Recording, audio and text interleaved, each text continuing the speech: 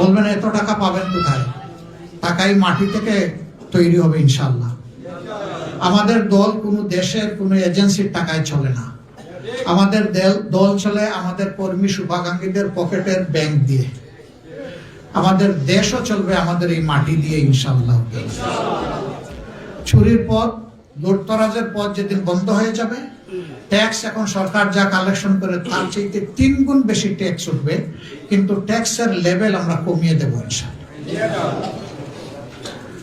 আমরা প্রথমে 3 ভাগের 1 ভাগ কমায় দেব, দিয়ে আমরা দেখবো যে ওই বছর জনগণ কিভাবে সাড়া দেয়।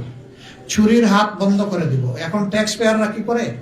তারা ট্যাক্স দেয় 10 টাকা সরকারকে, আর 30 টাকা দেয় অন্যের পকেটে। ওই রাস্তা যেদিন বন্ধ হয়ে যাবে তখন 10 টাকা চলে যাবে 30 টাকায়। আর এখানে যে কমায় দেওয়া হয়েছে এটা পূরণ হয়ে 250% ট্যাক্স কালেকশন হবে ইনশাআল্লাহ। ট্যাক্সের সাথে যোগ হবে যাকাত, অসর, যোগ হবে ওয়াকফ, হেবা, এই ধরনের অনেক কিছু যোগ হয়ে যাবে। এখন মানুষ এগুলা করে না কেন? কারে বিশ্বাস করবে যে আমি চুরের হাতে কি আমার আমানত দেব? এই জন্য কেউ দেয় না। তখন মানুষ যখন দেখবে চুরের জায়গাটা খালি হয়ে ভালো মানুষ এখানে এসেছে, ওই হাত 1 টাকা নিলে ওর কাছে আরো 10 টাকা বা 1 টাকা আরো যোগ করার চেষ্টা করে, এখান থেকে নিজে কিছু নেয় না।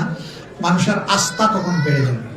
এই আস্থার ভিত্তি যখন তৈরি হবে, রাষ্ট্র তখন আল্লাহর মেহেরবানি করে তার জিডিপি, তার সকল উন্নয়ন প্যারামিটারে, ইন্ডেক্সে বিশ্বের সাথে কম্পিটিশন করা শুরু করবে ইনশাআল্লাহ।